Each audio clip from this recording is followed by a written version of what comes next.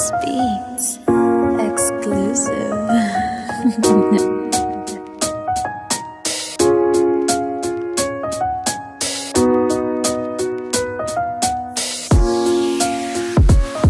Nung siya pa ang nakaupo, ramdam natin ang kaligtasan. Pagkat dahil sa kanya, ang krimen ay nabawasan. Mga adik inorasan at sila ay pinasuko. Sa bayan kong Pinas, siya ang tunay na may puso. Ngunit ngayong tapos na ang kanyang panunungkulan. Kung tratuhin ng gobyerno parang salot sa lipunan. Siya'y pinagkaisahan ng mga nakaupo. Sa laban mo kasama kaming mga taga Cotabato. Ganito ba talaga ang batas sa Pilipinas? Sino pa yung nasa tama, ay siya ba ang nakaposas? Puti pa yung mga adik, meron kayong malasakit. Eh paano naman yung ginahas at pinatay ng adik? Sa gunanya nakasambi ang pagkamalapad silak. Mimbaso bang imatay no tagaw ang makagilak? Araw-araw may patayan na tila babaligsahan. At ang mga mahihirap ay lalo pang nahirapan. Duterte pa rin kahit na ano man ang mangyari. Duterte ang pinakamagaling na presidente. Sa laban mo Duterte, kakampi mo ang marami. Noon hanggang ngayon Duterte pa rin kami. Duterte pa rin kahit na ano man ang mangyari. Duterte ang pinakamagaling na presidente. Sa laban mo Duterte, kakampi mo ang marami. Noon hanggang ngayon Duterte pa rin kami. Pinakamagaling na naging presidente ng Pinas. Ngayon ay pinagtutulungan ng kampo ni Satanas. Mga walang ibang hangad kundi sa trono maupo. Para sa posisyon ay handa na makipagpuno.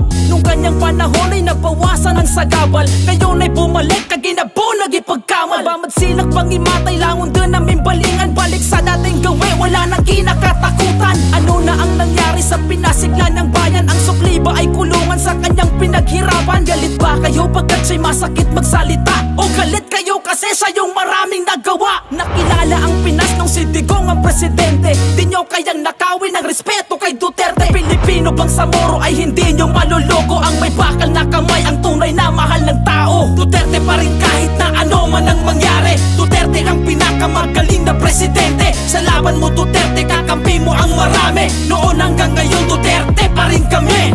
Duterte pa rin kahit na ano man ang mangyari. Duterte ang pinakamagaling na presidente. Sa laban mo Duterte, kakampi mo ang marami. Noon hanggang ngayon Duterte pa rin kami. Duterte pa rin kahit na ano man ang mangyari. Duterte ang pinakamagaling na presidente. Sa laban mo Duterte, kakampi mo ang marami. Noon hanggang ngayon Duterte